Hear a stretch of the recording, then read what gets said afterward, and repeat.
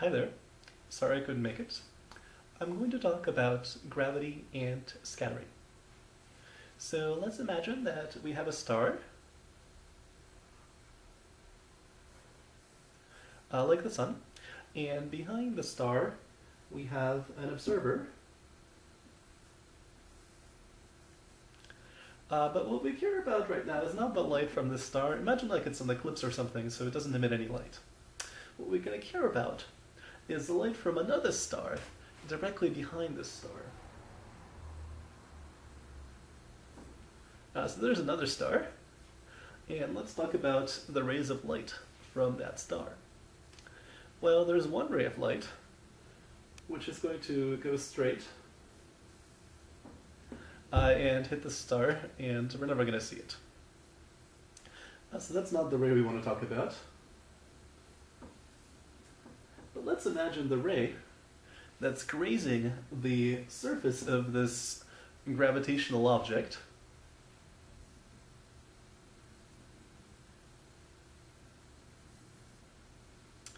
And it's on its way somewhere this way. But there's a big source of gravity here, and this source of gravity is going to bend the light ray towards the observer. Now you might say, okay, light doesn't have any mass, but you can imagine a limiting procedure. Everything with any mass accelerates the same amount in a gravitational field. Turns out that objects with zero mass also happen to accelerate the same amount.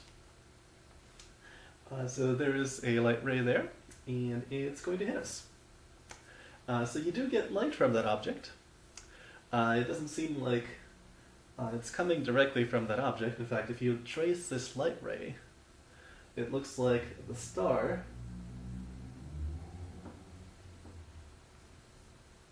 somewhere over here. And you're going to say, listen, Dima, there's a problem with that. And you're right, because there's not just that light ray. There's also a light ray that's going to go below the sun.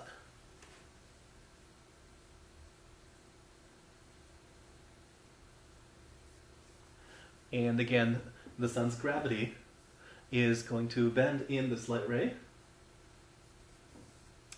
And the light is traveling along this path.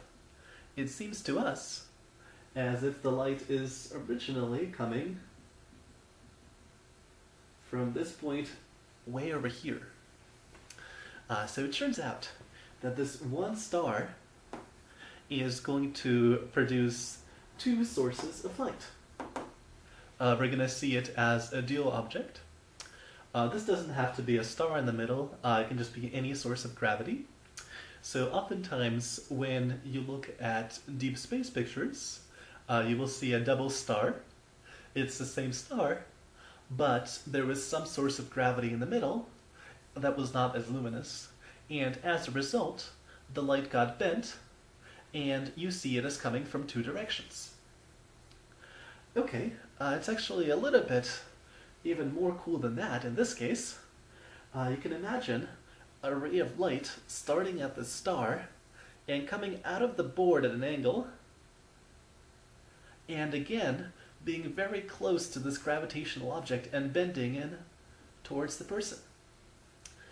So I drew 2 points there, but you can also see a point here, and in fact a point everywhere along a circle that extends from these 2 points.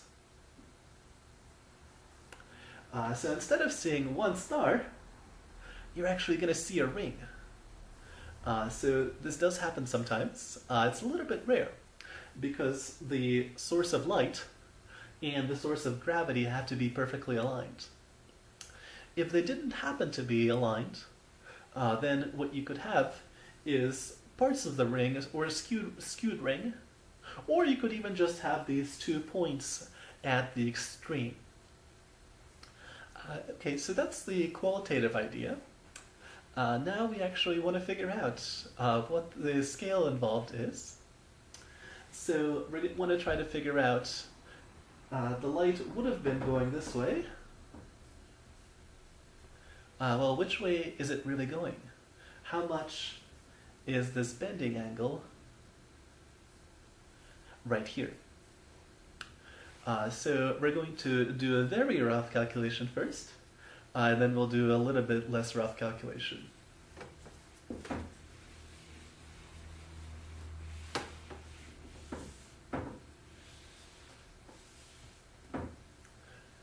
Alright, so once again, we have a source of light, and there is a source of gravity here, and we want to know how much this light gets bent from that gravity. So we have an expression for the gravitational acceleration from a mass, a point mass.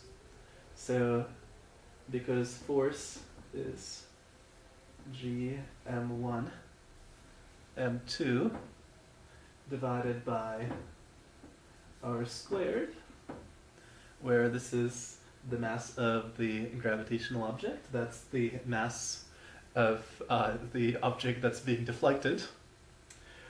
So acceleration of any massive object is going to be gm of the sun divided by the radius squared. Okay, well, we want to figure out how much that is. So 6.7 times 10 to the minus 11 times 2 times 10 to the 30th. Can you see that?